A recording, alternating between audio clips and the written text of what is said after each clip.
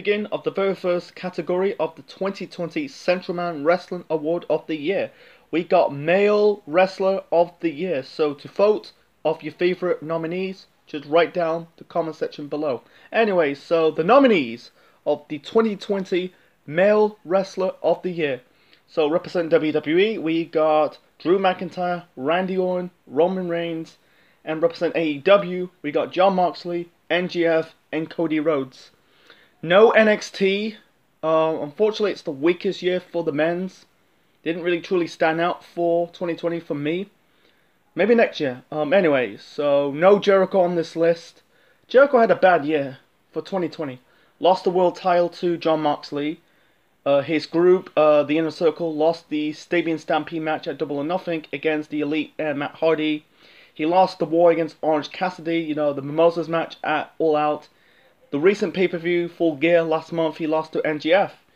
Maybe next year, 2021, but not this year. Anyway, let's talk about the nominees on this list. MJF had a really good 2020. He had a good feud with Cody Rhodes. He did that episode of Dynamite. He whipped him. He had a fun, decent cage match. He also had a sick match against Jungle Boy at Double or Nothing. He had a really great match against Jon Moxley at All Out. I thought he's going to win the world title, but instead, I could see MJF winning the world title in 2021. He's good in the ring. He's got that good personality and charisma. I like the stuff with Jericho, Le Dinner, Debonair. They had not too bad at Full Gear, but I can see he's gotta be in this category for this list. Anyway, Cody had a good 2020. Feuding with MJF, feuding with the Dark Order. He became the very first TNT champion, and he won the title back from Brody Lee. He dropped it to Darby Allin. He's also pulling a good match against Orange Cassidy. He really putting the proceeds into that championship, the TNT belt. Cody, he's kind of Sean. He's the owner of AEW. I know it's Tony Khan, but he's kind of like the founder. Made it true. So I'll talk about Mox a little bit later. So let's go to the WWE side. So Roman Reigns had a good 2020. He came back at SummerSlam, and people for years crying out for Roman Reigns heel turn. Now we got it. I like the stuff, the Tribal Chief. He had a good feud with Jey Uso. 2 good matches at Night of Champions. No, not Night of Champions. Clash of Champions and Hell in the Cell. He had really one of his best matches in his career so far against Drew McIntyre at Survivor Series. I find his heel run organic. It's not forced. I don't think he's going to win this award for 2020. Maybe 2021. Who knows? I can see him holding the Universal Championship at he'll probably hold it until WrestleMania 37. Who knows? Do you need a credible babyface to face him? Who knows? Anyway, Randy Orton. Randy Orton also had a good 2020. First time he had a good year for years. 2018, and 2019 was kind of but 2020, it's got to be Orton's year. He carried the red brand. He had a good feud with Edge. The Last Man Standing match was a little bit lackluster. It was still good at WrestleMania 36 Part 2, I think.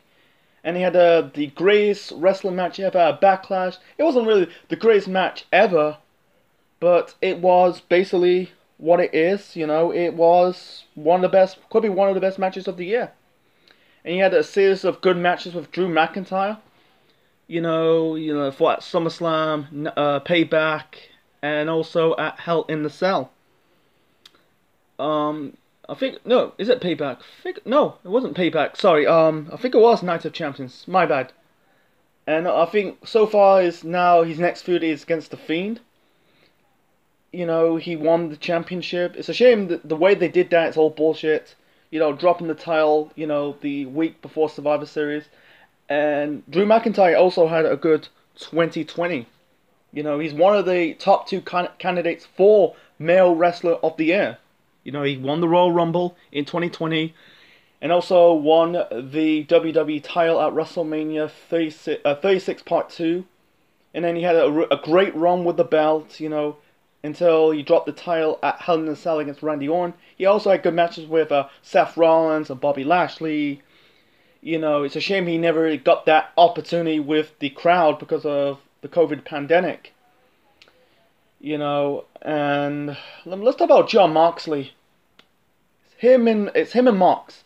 Mox really took that ball and knocked it out of the park. You know, he won the world title against Jericho at Revolution. He had great matches against Jericho, MGF, Brian Cage, Lance Archer, Eddie Kingston. I think the list goes on and on and on. You know, he just put that prestige into that title. So far, he's got to be the longest reigning world champion in AEW history, because in the second before that it was Jericho.